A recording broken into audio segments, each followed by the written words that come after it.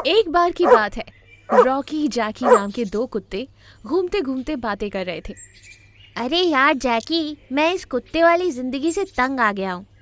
अच्छा, तो तुझे कैसी जिंदगी चाहिए? मैं शेर वाली जिंदगी जीना चाहता हूँ ताकि सारे जानवर मेरी गुलामी करें और हर वक्त मेरे लिए स्वादिष्ट भोजन ला कर दे। अरे बस कर भाई अपने ख्याली पुलाव। हमें देखकर तो पास के शर्मा जी की बिल्ली भी नहीं डरती, और तू कह रहा है कि सारे जानवर तेरी गुलामी करे। रॉकी ठंडी आहें लेता है। हाँ यार, मेरी गर्लफ्रेंड लूसी भी ना कुछ ज़्यादा ही भाव खा रही है आजकल।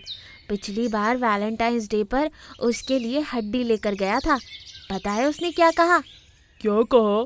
सॉरी, मेरे मालिक मुझे छोटी हड्डी नहीं डालते, वो तो सिर्फ मुझे पेडिग्री ही देते हैं। I am so health conscious you know. कहकर हड्डी मेरे मुंह पर फेंक कर चली गई थी। ये सुनकर जैकी जोर जोर से हंसने लगा। यूं वहां मस्ती करते करते काफी देर हो चुकी थी। भी उन्हें जंगल में चलते चलते शेर और बाघ की खाल मिलती है।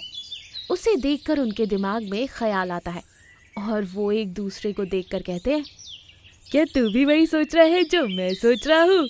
क्या तुम भी? दोनों एक दूसरे को हाई फाई देते हुए उन खालों को पहन लेते हैं और फिर जंगल में जाते हैं। जंगल के जानवर यूं शेर और बाघ को साथ देखकर बहुत डर जाते हैं। अरे ये कैसा चमत्कार है, दो दुश्मन एक साथ? कहीं मैं सपना तो नहीं देख रही? अरे हाँ, ये सच में ऐसा कैसे संभव है? यूं वो बातें कर ही रहे थे कि बंदर और लोमड़ी वहां पर आते हैं। तैया रे तैया, ये कैसा कलयुग है भैया? बंदर की तो पूछो ही मत, उसकी तो बोलती ही बंद हो गई थी कि तभी नकली शेर और बाघ वहां आते हैं। तुम सब हम दोनों को ऐसे क्यों देख रहे हो? आज से हम दोनों दोस्त हैं। हम दोनों मिलकर इस जंगल पर राज करेंगे। तुम सबको हमारा कहना मानना होगा। अगर किसी ने भी चूं चां की तो हम दोनों से कच्चा चबा जाएंगे, समझे? तभी नकली बाघ कहता है, इतना ही नहीं, आज से तुम लोग हमारे लिए भोजन ढूंढ कर लाना। और हाँ, हम शिकार नहीं करेंगे, हमें वक्त वक्त पर भोजन मिल जाना चाहिए, समझे?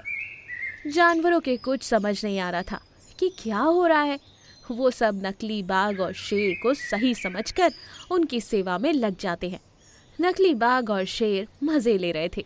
बाघ जानवरों को सुअर का मांस लाने कहता तो शेर भैंस का। यूं उन दोनों ने जानवरों की नाक में दम कर रखा था। तभी एक दिन, अरे ओ हाथी, खा खा कर अपना शरीर पर्वत जैसा बना चुका है, जा जाकर मेरे लिए तालाब से ठंडा पानी लेकर आ।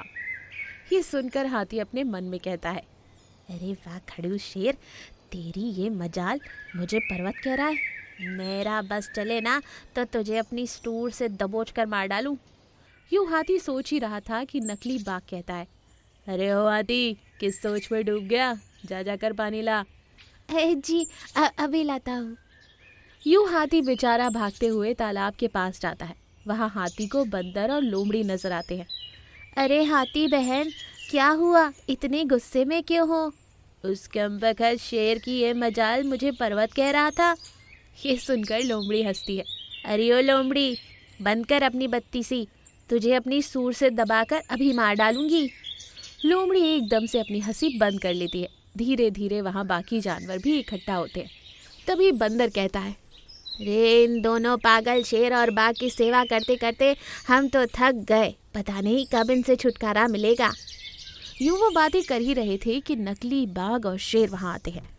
अरे हाथी, मैंने तुझसे पानी लाने को कहा था और तू यहाँ गप्पे मार रहा है। नहीं नहीं महाराज, पानी ही ला रहा था।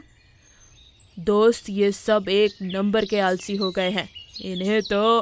बाघ ये कह ही रहा था कि अचानक से जोर की आंधी शुरू हो गई और नकली शेर और बाघ की खाल दूर जाकर उड़कर गिर गई। इस बात से अनजान रॉकी और जैकी बाकी के जानवरों पर अभी भी हुक्म चला रहे थे।